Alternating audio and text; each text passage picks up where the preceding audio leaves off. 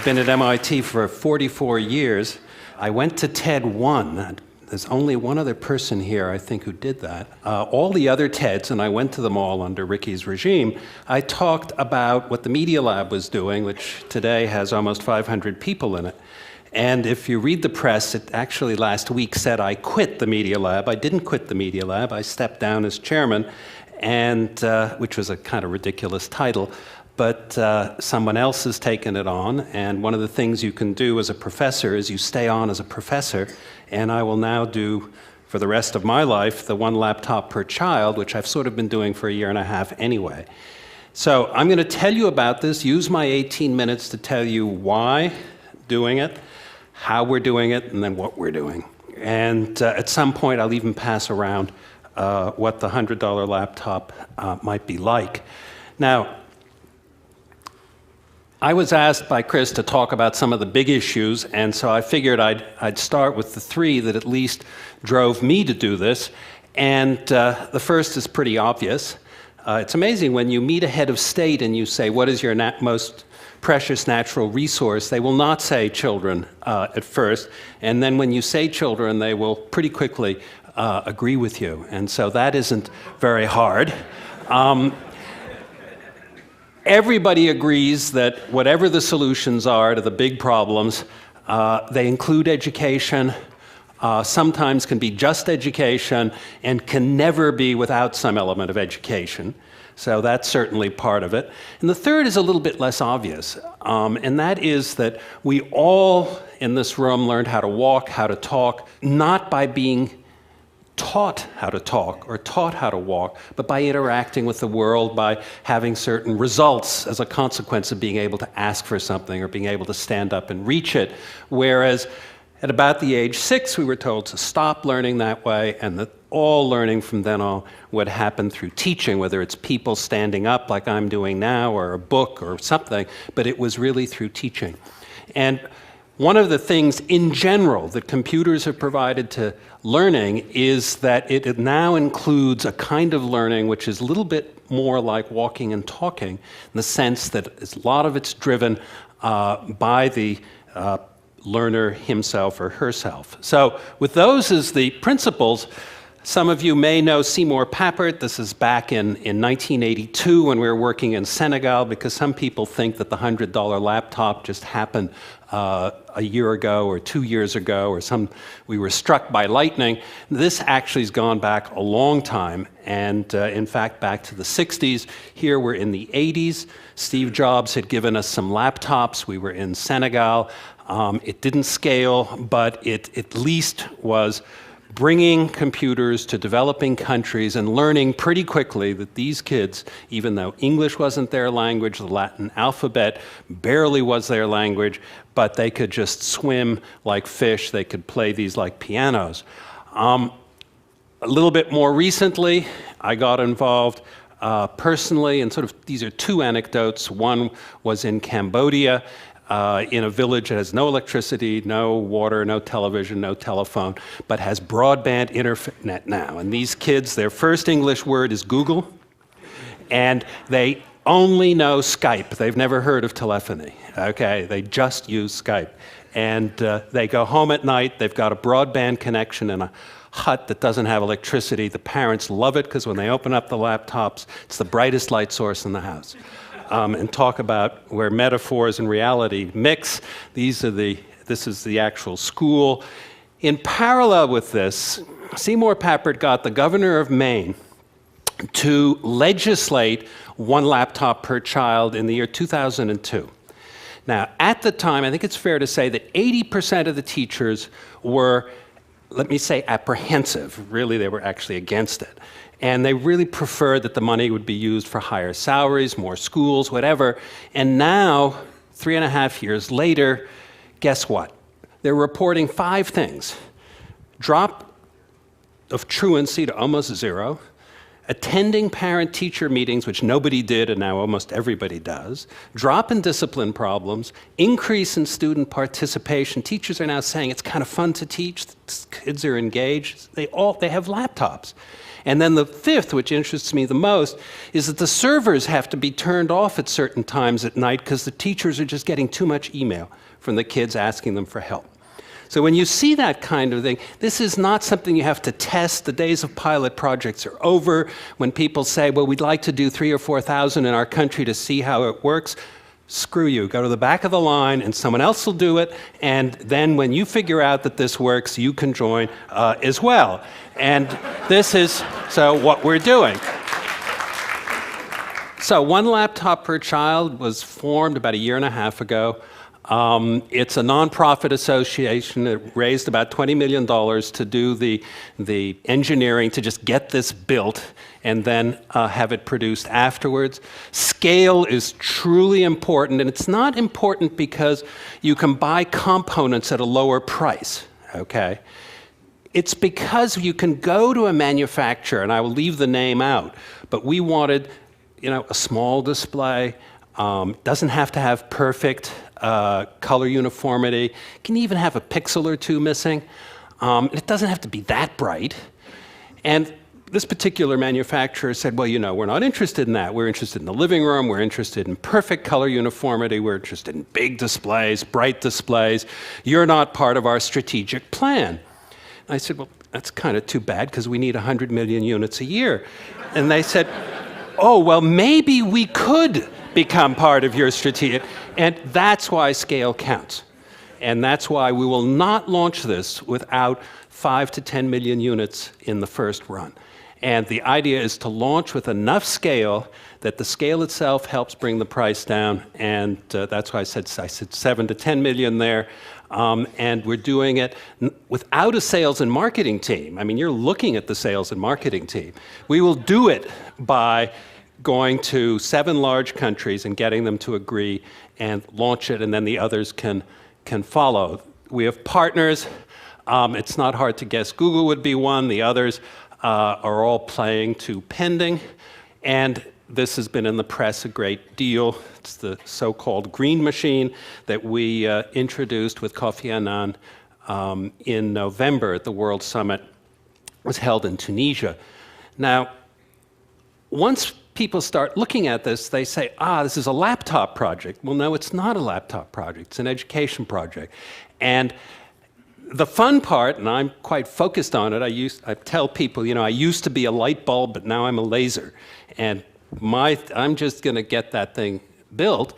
And it turns out it's not so hard, because laptop economics are the following. I say 50% here, it's more like 60. 60% of the cost of your laptop is sales, marketing, distribution, and profit.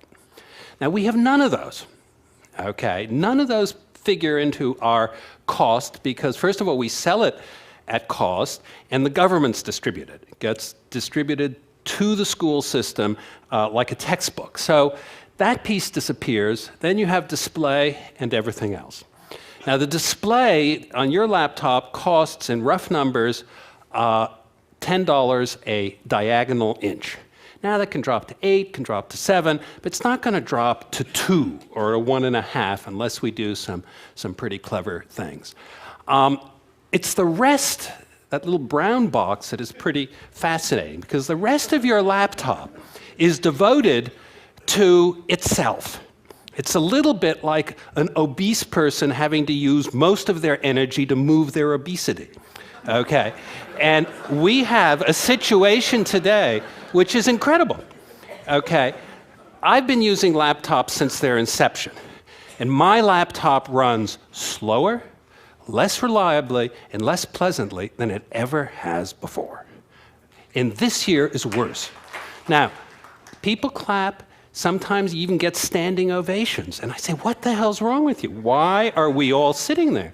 And this is and somebody, to remain nameless, called our laptop a gadget recently. And I said, God, our laptop's going to go like a bat out of hell. When you open it up, it's going to go bing, it'll be on, it'll be just like it was in 1985 when you bought an Apple Macintosh 512. It worked really well, and we've been going steadily downhill. Now, people ask all the time what it is. That's what it is. The two pieces that are probably notable, is it'll be a mesh network, so when the kids open up their laptops, they all become a network and then just need 1 or 2 points of backhaul. You can serve a couple of thousand kids with 2 megabits. So you really can bring into a village, and then the villages can connect themselves, and you really can do it quite well. The dual mode display, the idea is to have a display that both works outdoors. Isn't it fun using your cell phone outdoors in the sunlight? Well, you can't see it. And one of the reasons you can't see it is because it's backlighting most of the time, than most cell phones. Now, what we're doing is we're doing one that will be both front lit and backlit. And whether you manually switch it or you do it in software is to be seen. But when it's backlit, it's color. When it's front lit, it's black and white at 3 times the resolution. Is it all worked out? No. That's why a lot of our people are more or less living in Taiwan right now, and in about 30 days we'll know for sure whether this works. It's probably the most important piece there is that the kids really can do the maintenance, and this is again something that people don't believe, but I really think it's quite true. That's the machine we showed. In Tunis, this is more the direction that we're going to go, and it's something that we didn't think was possible. Now, I'm going to pass this around. This isn't a design, okay? So this is just a mechanical engineering sort of embodiment of it for you to play with, and it's clearly just a model. The working one is at MIT, and the ones. I'm going to pass it to this handsome gentleman to, at least you can decide whether it goes left. Oh, simulcast. Sorry, I forgot. Just okay. Show it off. So wherever the camera is. Okay, good point. Thank you, Chris. The idea was that it would be not only a laptop, but that it could transform and be into an electronic book. So it's sort of an electronic book. This is where when you go outside, it's in black and white. The games buttons are missing, but it'll be also a games machine, book machine. Set it up this way, and it's a television set, et cetera, et cetera. Is that enough for simulcast? Okay, sorry. But I'll let Jim decide which way to send it afterward. Okay, 7 countries. I say maybe for Massachusetts because they actually have to do a bid. It's by law, you've got to bid and so on and so forth, so I can't quite name them. In the other cases, they don't have to do bids. They can decide. It's the federal government in each case. It's kind of agonizing because a lot of people say, well, let's do it at the state level, because of course states are more nimble than the feds just because of size. And yet we can't. We're really dealing with the federal government. We're really dealing with ministries of education. And if you look at governments around the world, ministries of education tend to be the most conservative and also the ones that have, huge payrolls. Everybody thinks they know about education. A lot of culture is built into it as well. It's really hard, and so it's certainly the hard road.